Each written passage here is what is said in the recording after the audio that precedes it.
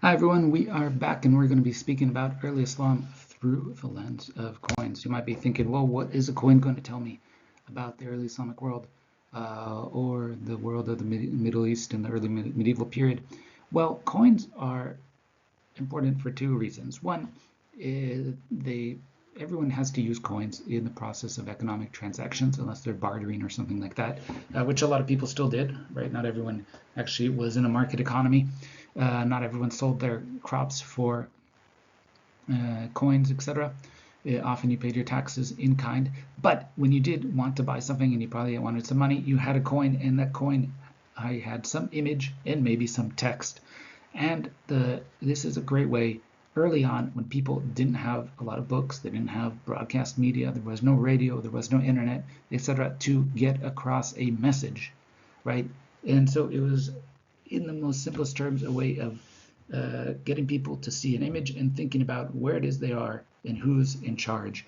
And that's why coins were one of the classic signs of sovereignty in kind of Islamic political theory. The other one is having your name, having the king's name read out at the Friday prayer.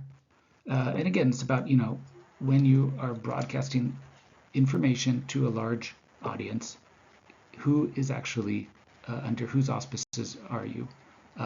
It's a very clear sign, and that's why coins are important.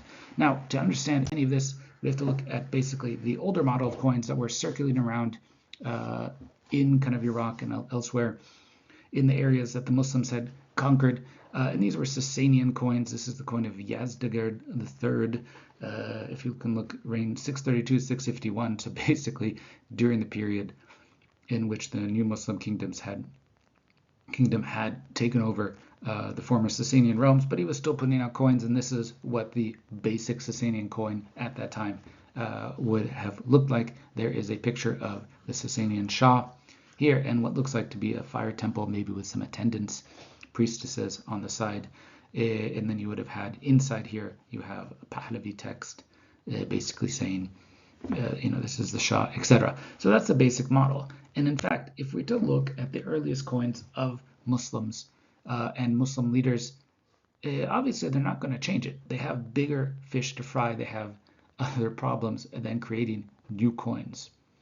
Right, so they're just going to keep using the molds in the basic format of the coins. And this, of course, continues to create, in general, a sense of security and confidence in the face of new invasions. So if we look at, for example, Muawiyah's coins on the left here, what we see is basically the same thing, right? Sasanian Shah actually have Pahlavi script, but inside of it, it doesn't say the name of the Shah. It still says in Pahlavi, basically Amir al-Mu'mineen, the commander of the believers. But you still have a fire temple, and you still have what looks like attendants or some sort of thing here. So the basic sense is that the coin didn't change, but I guess if you could read Pahlavi Persian, this what's called Middle Persian, then you should figure out what is said. And if we looked elsewhere, we would see the same thing. Ibn al-Zubayr, right, the pious guy who's running a campaign against Yazid in Medina and Mecca, it basically puts out the same type of coins, right? So even though he just has a few cities and he's in the middle of Arabia, the coins he's putting out are still the same. And in fact, interesting, even the Kharijites who break off from the community and have basically little oasis towns and places in the desert that they control are putting out coins, and they're doing it on the same model. But here you can see their slogan on the left, which they add into Arabic. They say, La hukm lillah. There's no judgment is but for God, right? So that's their kind of idea, that God is ultimately going to decide everything, and that's their ultra pious believer slogan. But everything shifts with Abdul Malik. Remember Abdul Malik? He's the guy who wins out at the end of the Second Civil War, and he's faced with this crisis of confidence, or the crisis of legitimacy, because in the course of the Civil War, the Prophet's grandson has died, Mecca and Medina have been destroyed, the Kaaba has been destroyed, a whole bunch of other shit has gone down, and now he needs to kind of reassert legitimacy as a ruler. And what is he going to turn to? He's going to create new forms of piety and new forms of images and ideas about what it's going to be part of this new Islamic / Muslim community. Now, here are 2 coins. As you can see, there's actually a lot of experiments going on with what he's doing. On one hand, we have all of a sudden a sort of what's called the standing sheikh figure, and on the other side around it is some text in Arabic. It's La ilaha illallah. There's no God but God. And then in here we have Muhammad Rasulullah, and Muhammad is his messenger. And then here we have this weird sort of step pyramid with a large pole with a globe on top of it. You might wonder, what in the world is this? Okay, that's one version. Second version, no images whatsoever, just text, right? We call this aniconic. So it does not have any imagery. It's just using the text as a sort of image. In here again, you say, you have la la la la, wala lahu walad, wala sharik lahu. So what you have here is that, again, this kind of a sort of statement, and we're going to get into what are those statements. Let's look at one more experiment in coinage. So again, here he is actually still playing around with the Sasanian model. So we have the Sasanian Shah figure here, but this time the Pahlavi that was in the middle is replaced with Arabic, and again around it you have Arabic text. But here in the middle of this you have a sort of standing sheikh figure with Arabic text. Okay, so he's really doing all sorts of different things to play around. But where is he getting these images? What is he actually trying to say with this choice of figures? Well, and here we have to turn to another type of coin that was probably in circulation at the time. And remember, coins back then, because they're based off of their weight in silver or gold, people could use all sorts of coins. You didn't have to use just the coins of the land. You could use whatever coins were around, but part of the job of the ruler was to provide enough coins that people could do business. This is a Byzantine gold coin that would have been frequently used in Syria and elsewhere. And what we have here all of a sudden is something that seems familiar. So we actually have kind of the triad of church elders, something like that, the emperor, etc.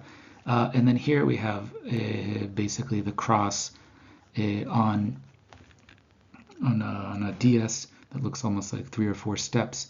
And all of a sudden now we can kind of understand how the Umayyads have changed this, right? What is it that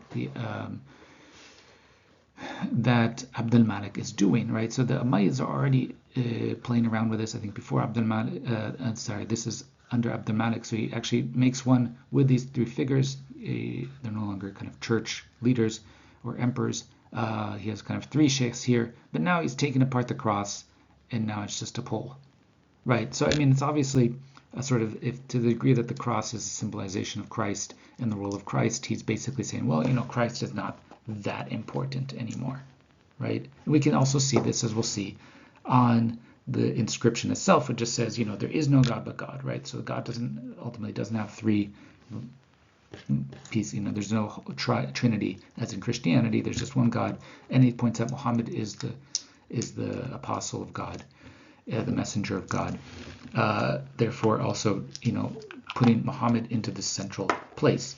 So we can see that Abd al-Malik is slowly experimenting in using the coins to send a sort of anti-Christian message and differentiating Islam, not so much that it's anti-Christian, but differentiating Islam as a separate religion from Christianity at this point. Now, interestingly enough, one of the things that you probably noticed on these inscriptions is that it keeps mentioning Muhammad, right? And the first person to actually do that is Ibn al-Zubayr, Abd al-Malik's competitor back in Mecca and Medina, who died in the war. And so he had a lot of credibility for his kind of reconstruction of the Kaaba, for his close relationship to the Prophet, etc. And he is the first one to kind of put Muhammad's name onto a coin. And I think this is one of the reasons why Abd al-Malik is quick to co-opt this, right? So he's reasserting the centrality of Muhammad above everyone else to anyone who's in the Muslim community, right? So this ultimately results in the coin that takes the most common form, which is these aniconic coins of Abd al-Malik. And if we were to read if we were to read the inscriptions here, they would say, there is no God but God alone. He has no associate. Okay, so the whole point is that there is no equal to God. La sharik lahu.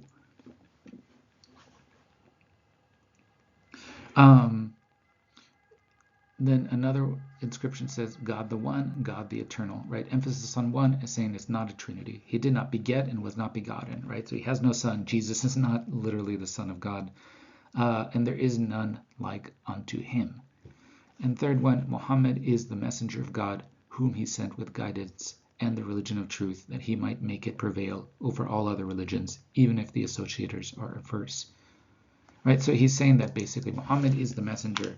He's the one who sent the true religion, which is now formally defined as Islam, and different from Christianity, and it's different from all the other religions that came before it, and that his message is the final and correct message. So what we see here in these coins is, as we'll see, the start of what's called the double shahada, the idea that being a Muslim requires profession of not only the fact that there is only one God, monotheism, but also the fact that Muhammad is his messenger. But we also see a very clear differentiation of Islam from other monotheistic religions at the time, such as Christianity and Judaism. And this is ultimately, I think, when we see under Abd al-Malik the end of a believer movement and the creation of something we can more readily identify as Islam that we know today.